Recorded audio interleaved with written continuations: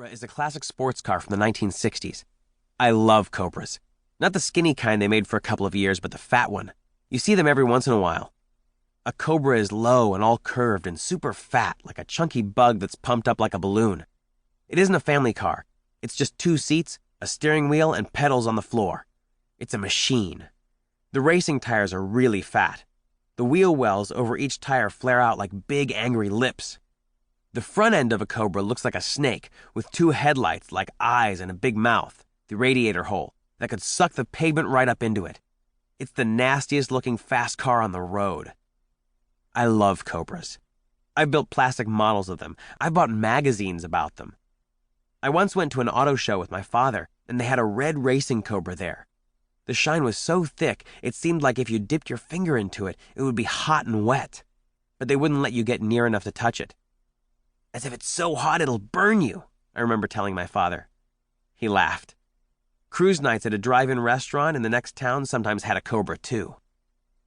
That past spring, Giff had told me his uncle had an original Cobra, and I was totally floored.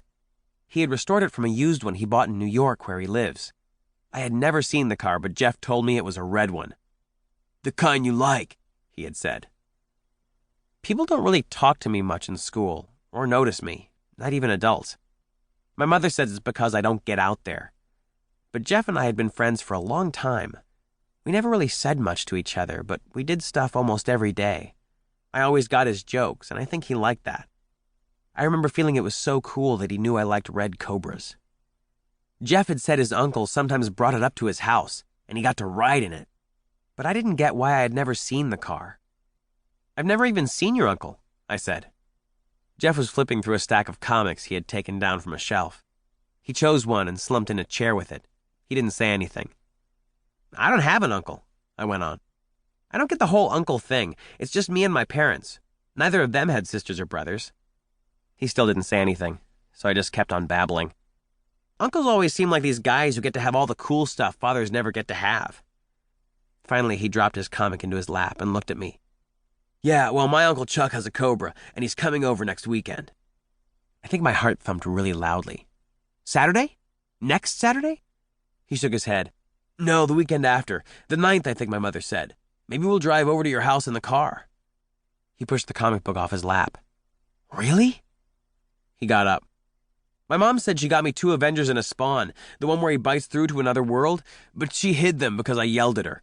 Let's find them. I need to get all the school junk out of my head. Really? You mean it about the car, the Cobra? You'll come over and we can ride around in it? Sure. Let's check her bedroom. Chapter 2. Monday morning, I slid into my seat in Mrs. Tracy's classroom.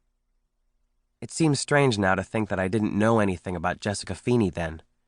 She was only a few minutes away, and I had no clue that she even existed. I had spent most of Sunday sitting on my bed with my car magazines around me.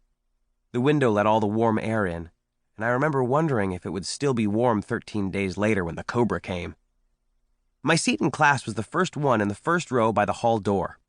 It was odd that I was even in the first seat. Where you sat in all the classrooms at St. Catherine's was alphabetical.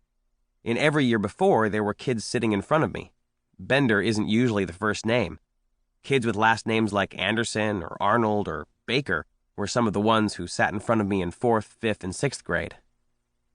2 years ago, a girl named Jennifer Aaron sat at the head of the first row. She probably always had that seat, I thought. But I also thought it was strange because I had heard that Aaron was a Jewish name from the Bible, and why would a Jewish girl be going to a Catholic school? When I told my mother about her, she said I should just go ask her. But I never did find out. Jennifer transferred to public middle school last year, and 2 girls from the other class, Tricia Anderson and Cindy Bemioli, were in front of me for 6th. Giff hadn't been on the bus that morning, but he was already sitting in his seat next to me at the head of row 2. He didn't say anything when I said, "Hey!" He just sat there quietly and chewed his fingernails, which he did a lot, without thinking. I guess his mother had driven him in because he missed the bus. She probably wasn't happy about it, and so they probably had a fight. Giff seemed to get mad a lot more since his father went away. Usually I just left him alone, and pretty soon he'd be okay. Right now his head was bent to the side, and he was turning his fingertips in his teeth. His tie was loose around his neck, and his top shirt button was undone.